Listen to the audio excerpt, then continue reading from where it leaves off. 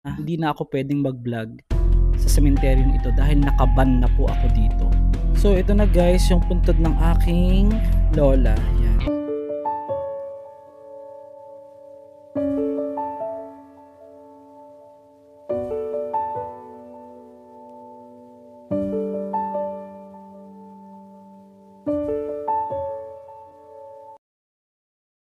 Alam niyo naman guys from the start na ito talaga yung aking content, yung mga sementeryo. Kahit malayo pa yung araw ng undas, malayo pa yung ah, araw nga ng mga patay, ito talaga yung madalas kong ginagawang content. Kasi dito naman talaga tayo nagsimula. At marami sa inyo familiar, yung iba sa inyo napanood ako sa TikTok na nag-unbox pa ako ng silver play button ko dati. Dito ko siya inilagay. Ginawa ko pang prank kaya sabi ko kung anong laman yan. Gusto ko lang din i-open sa inyo sandali guys. Maganda yung audio quality na ginagawa natin ngayon. Lagay ko na lang dyan sa ano yun? Lalagay ko na lang dyan po sa basket. Malungkot yung aura ko, malungkot. Kasi ganito, may explain lang ako sa inyo. Gusto kong sabihin.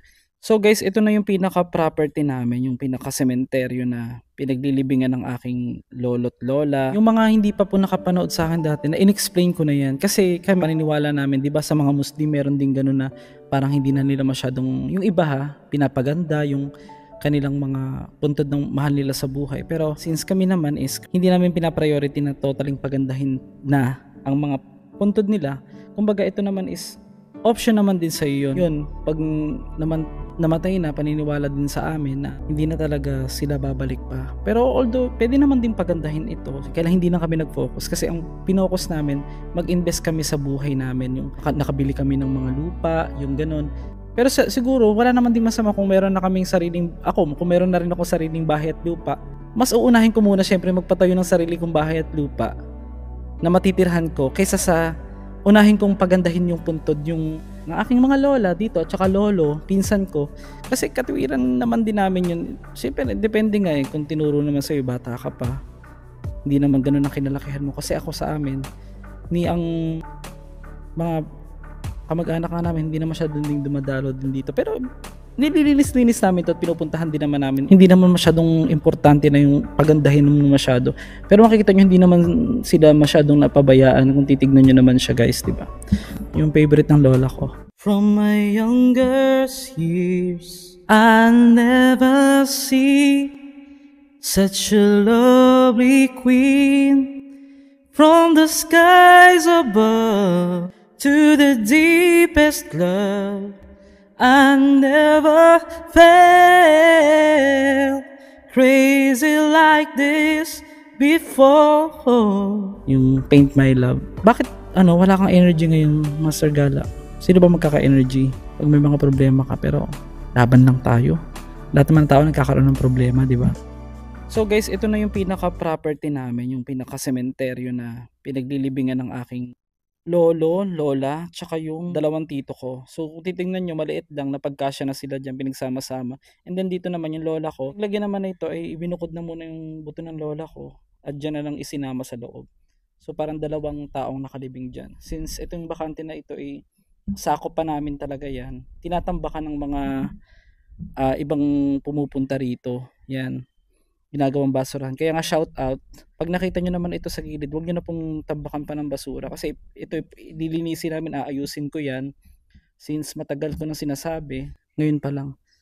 Ba't ba ako nandito? Kasi guys, syempre para ma-release yung mga thoughts, yung mga iniisip ko din kasi ito yung way ko dati lalo nung nagsisimula pa lang ako, nung nai-stress ako, syempre nung nag-pandemic dati, kumukuha pa nga kami nito yung mga badyang tawag nila dyan, di ba nagmahal yan ng pandemic, nag-hunter din ako niyan.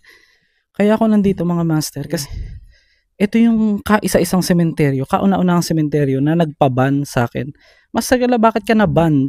Merong isang punto dito na hindi ko naman na ipapakita sa inyo, syempre mahirap na. Nagalit sa akin yung buong pamilya. Kasi meron akong natutukan dito sa akin sa pagbablog ko habang nakaupo ako noon na hindi ko sinasadya na bagong libing lang pala yon. So parang nagluluksa pa sila. Kaya naintindihan ko kung ano yung pinagdadaanan nila. Kasi di ba guys, nagbibiro-biro nga ako dati na tawag dito na kunyari kinakain ko yung biscuit, yung mga ganun, yung mga naunang subscriber natin, alam nila yung ginagawa ko, pero it's just a joke. At saka, hindi pa ganun ka-matured yung aking knowledge na magbo-boom pala o magiging malawak pala yung aking exploration, hindi lang pala sa sementeryo. Pati yung ating channel, guys, ko alam na aabot sa ganun eh. Kumbaga parang sa akin dati, aminado naman ako, laro-laro lang. Hindi ako ganun ka tiwala din sa sarili ko na marami palang susuporta sa akin. Ganun pala, lalaki pala yung channel. Hindi ko talaga in-expect kasi sabi ko umabot lang ako, magka-silver play button lang ako dati dito. Masayang-masaya na ako. Pero ito ang gusto kong tapatin kayo na never ko po, hindi sa pagmamalinis, never ako nag-share sa inyo ng mga content na puro imbento. Pag-uusapan natin yung bago ako maban na, bakit ba ako naban sa sementeryong ito? Hindi na ako pwedeng mag-vlog sa sementeryong ito dahil nakaban na po ako dito. Meron akong isang part dito, hindi ko sasabihin ito mismo ngayon, example lang. Meron akong isang part dito na naglalakad ako niya, kunyari ganito. Ang baho, yun. Siyempre, hindi naman kasi masama na magsalita ka ng gano'n, nasa public cemetery ka na, sabihin mo mabaho. Ngayon, natapatan ng camera. Ang iniisip ng pamilya na yun dati, nung nagsisimula pa ako sa TikTok, sabi ko, banda rito. Hindi ko naman sinabing yung mismo punto. Iniisip nila na yun daw pala yun, na kasi pumasok nga ako dun eh. Ngayon, pagkakamali ko, yun, nag-viral siya sa TikTok that time. Ngayon, may mga nagtag sa kamag-anak kasi 3 months pa lang yata nalilibing. Nalaman ko lang guys na cancer daw sa dibdib yung kinamatay noon. So, wala akong any idea. And then, kasabay din ng na-vlog ko din ng araw na yon. Kaya pumunta na silang barangay, pinagpapabarangay nila. First time ko na barangay sa sementeryo. Yung isang pamilya nga na yun, umupo ako kasi nga may, di ba, parang nilalaro-laro ko pa yung sa pagkain, parang nabibiro-biro ko pa siya sila nun. Siyempre, hindi ko alam, bagong libing lang pala. So, yun. Kaya kung napapanood man nila to ngayon, ako po ay tapos na po tayo. Ito yung napag-usapan lang. Pero wala naman na dapat akong ihingi ng tawad sa kanila dahil tapos na po. Nakahingi na rin po ako ng tawad sa kanila. Kaya malaking tulong yung mga experience na yun sa akin kasi hindi ko alam na lalawak pala ng ganito. Which is dito ako talaga nagsimula. Pero dito din pala ako naban nung umpisa. Pero ngayon naman is parang proud na sa akin ng barangay namin dito na mula nung naki-MJS din ako at naintindihan nila, na-explain ko rin sa kanila. Alam naman nila na yung pagbablog ko naman dito is walang personalan, hanap buhay lang, diba? Kasi ako, sa ngayon guys, sa totoo lang, i-explain ko na sa inyo, napakahirap. Iniisip ng iba na papaawa lang yan, nagaganyan-ganyan lang yan, kasi wala na akong pakialam sa iisipin nila.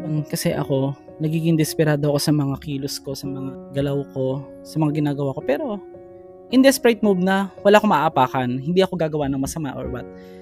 Yung mga pwede lang, mga possible na gawin na paraan para lang baka sakali pang makasama ko pa yung aking nanay ng medyo matagal kasi ngayon lumala yung karamdaman niya, yung sakit niya.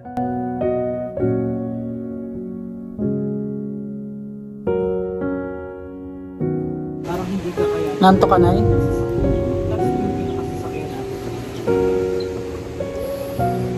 Paano pag Nay? Nay, para pagka si tatay gusto kong dalawin. Biro lang siya.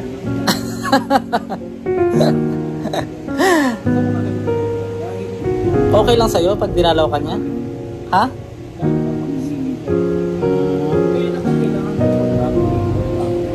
Sa amin okay lang din naman. Kaya lang talagang tawag dito. Okay lang naman dalawin din. Dumalaw siya, pero yun nga, syempre hindi na natin iisipin pa na hindi, napapanood naman niya yung video kung sakali, di ba? Ano sasabihin mo pagka dumalaw siya? Anay? Kamustahin mo lang? Problema nga, paano kung siya naman ang magkasakit tapos hindi siya pumupunta rito, tapos siya naman ang dadalawin. Ano yun? Dadalaw kami doon? Pupuntahan ba namin siya doon? Pupuntahan ba namin siya? Ano lang? Wala siya. Mali mo, mapanood niya. Tapos siya, gusto nung kahit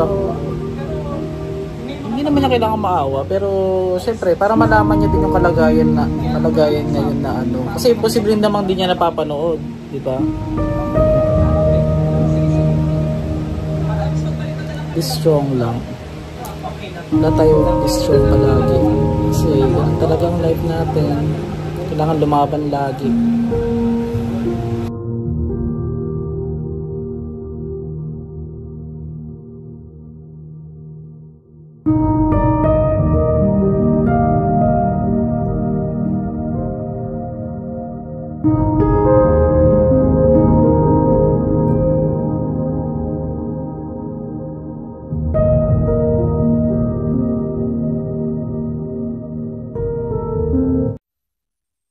Kahapon, natakot na kami kahit yung tita ko, natatakot siya. Kaya nga ito, pag napapanood to ngayon mo, skip nyo na to tita, huwag nyo na tong ipapanood sa kanya kasi bawal siya ng mga sensitive na usapan.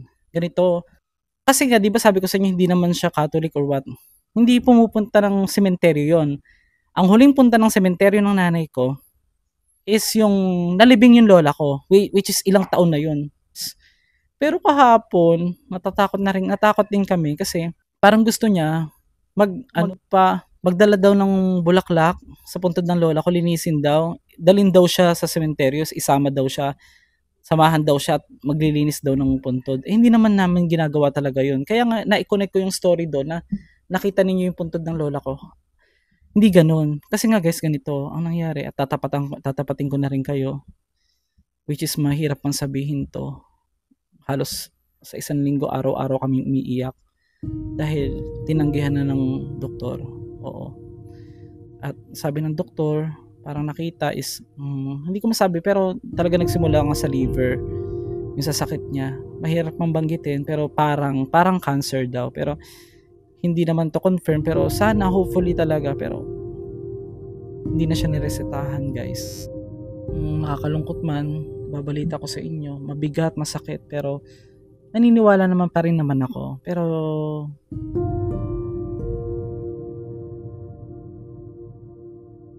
kumbaga naisip ko, lahat man tayo may limit talaga dito sa lupa.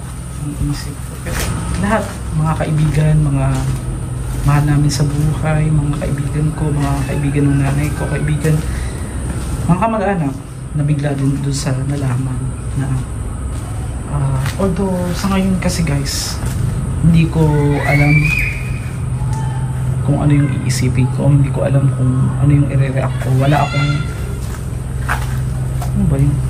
akong reaction, parang blanco. Kasi ganito kung ano man ang mga pwedeng mangyari pa nitong mga parating na araw, parating na linggo.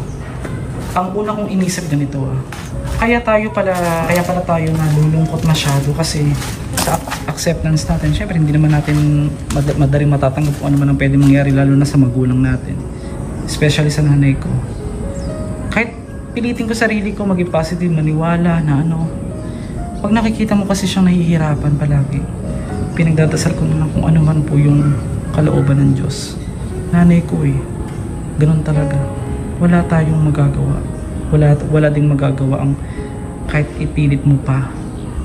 Pero nakikita ko lumalaban siya. Ang hirap ayokong pilitin sa sarili ko na basta gusto kong pakita, lalo na sa mga kapatid ko na matatag ako.